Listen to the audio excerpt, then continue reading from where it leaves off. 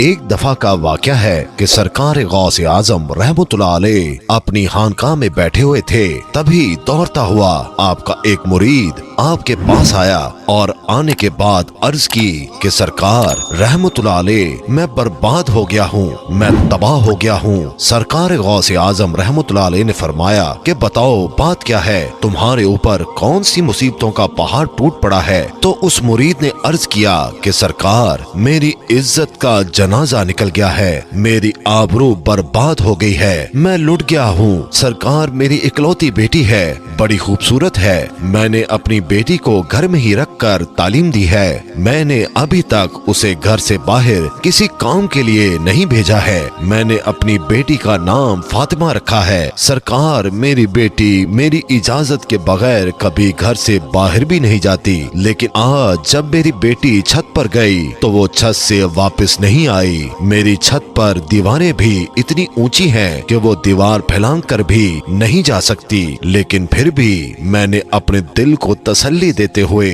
اپنے آس پڑوس میں پتہ کروا لیا اور رشتہ داروں میں بھی پتہ کروا لیا ہے، مگر کہیں بھی میری بیٹی کا نام و نشان نہیں ملا ہے۔ سرکار غوث اعظم رحمتullah علیہ مجھے میری بیٹی چاہیے اور زندہ چاہیے۔ سرکار غوث اعظم رحمتullah علیہ نے فرمایا ٹھہر جاؤ، اور سرکار غوث اعظم نے اپنی آنکھوں کو بند کر لیا۔ چند ہی لمحوں کے بعد آنکھیں کھولی اور اپنے اس مرید سے فرماتے ہیں اپنے دل کی بےتابی کو دور کر دو، تمہاری بیٹی آج ہی ملے گی اور زندہ ملے گی اور پوری عزت کے ساتھ ملے گی۔ پھر سرکار غوث اعظم رحمتullah علیہ نے فرمایا اے میرے مرید، کیا تم جانتے ہو کرب کے ویرانے کو؟ تو اس مرید نے عرض کیا سرکار وہ تو بڑا بھیانک جنگل ہے، بڑا دہشت ناک جنگل ہے، دن میں بھی وہاں جاتے ہوئے ڈر لگتا ہے۔ تو حضور غوث اعظم رحمتullah علیہ نے فرمایا کہ تم کرب کے ویرانے میں چلے جاؤ، پہلا قلعہ چھوڑ دینا، دوسرا قلعہ بھی چھوڑ دینا اور تیسرے قلعے کی چوٹی پر جا کر بیٹھ جاؤ،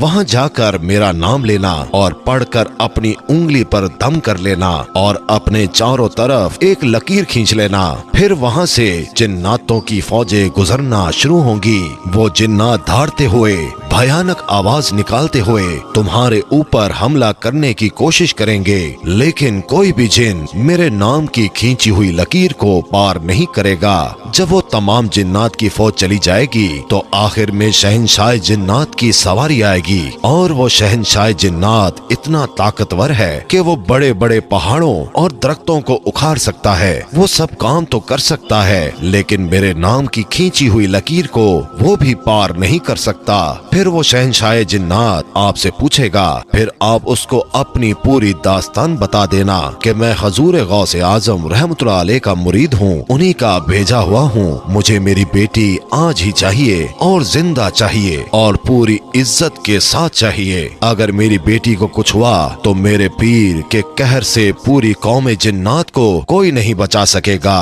حضور غوث اعظم کا یہ مرید کرب کے ویرانے کی طرف چل دیتا ہے، 2 قلعے چھوڑنے کے بعد تیسرے قلعے پر بیٹھ جاتا ہے، کرب کے ویرانے پر جا کر حضور غوث اعظم کا نام لے کر اپنی انگلی پر دم کرتا ہے اور چاروں طرف لکیر کھینچ کر بیٹھ جاتا ہے۔ جنات کی فوج گزرنا شروع ہو جاتی ہے، بڑے بڑے خطرناک جن گزرتے ہیں اور اس پر ہر طرف سے حملہ کرتے ہیں، لیکن سرکار غوث اعظم رحمتullah علیہ کے نام پر کھینچی ہوئی لکیر کو جب وہ چھوتے ہیں تو اس سے ٹکرا کر بھاگ جاتے ہیں۔ سارے جنات کی فوج چلی گئی، آخر میں شہنشاہ جنات کی سواری آتی ہے، وہ اپنی پوری شان و شوکت کے ساتھ آ رہا تھا۔ جب اس نے اپنے راستے میں ایک انسان کو بیٹھا ہوا دیکھا تو شیر کی طرح دھاڑتا ہوا اور ہاتھی کی طرح چنگھاڑتا ہوا اپنی پوری قوت کے ساتھ اس مرید پر حملہ کرنے کے لیے لپکا، لیکن جیسے ہی حضور غوث اعظم رحمتullah علیہ کے نام پر کھینچی ہوئی لکیر سے ٹکرایا،